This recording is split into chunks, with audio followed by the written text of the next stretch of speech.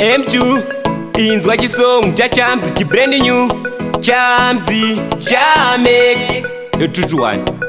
ngoma dzasvika kuIndia kuchando kumarudzi emhando nemhando vakawanda pastage vandipa sando mafanzi ati hauimbe nhando ngoma dziri kupisa kuita kunge gena Chamz ndowafadza ini ndiri entertainer gore rino ndauya ndakaseta pena daidzwa kujoza ini nekubhoswana ngoma dziri kupisa kuita kunge gena Chamz ndowafadza ini ndiri entertainer gore rino ndauya ndakaseta pena daidzwa kujoza ini nekubhoswana kumangoma pananondimisa nyangwe vakauya vachida kundidhisa Chamex ini ndini ndovamisa dhaza pasi ini ndovawisa kumangoma ndiri yangu Bob Marley mangoma ndinebarika sepachipari pandoimba ndoda mafanzi afari kwandinoenda ndinofamba naMwari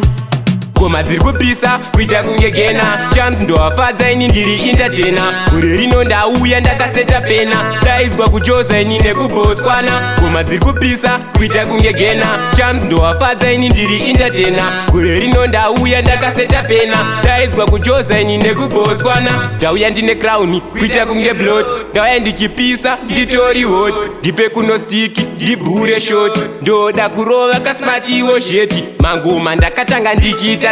mafanzi ndaisagona kumafadza this time basa ndinopedza ngoma sehove ndinoredza ngoma dziri kupisa kuita kunge gena Chamz ndowafadza ini ndiri entertainer gore rino ndauya ndakaseta pena daidzwa kujoza ini nekubhoswana ngoma dziri kupisa kuita kunge gena Chamz ndowafadza ini ndiri entertainer gore rino ndauya ndakaseta pena daidzwa kujoza ini nekubhoswana kumangoma pananondimisa Chamex ini ndini ndovamisa dhaza pasi ini ndovawisa vakauya vachida kundidhisa mangoma ndiri yangu Bob Marley mangoma ndinebarika sepachipari pandoimba ndoda mafanzi afari kwandinoenda ndinofamba naMwari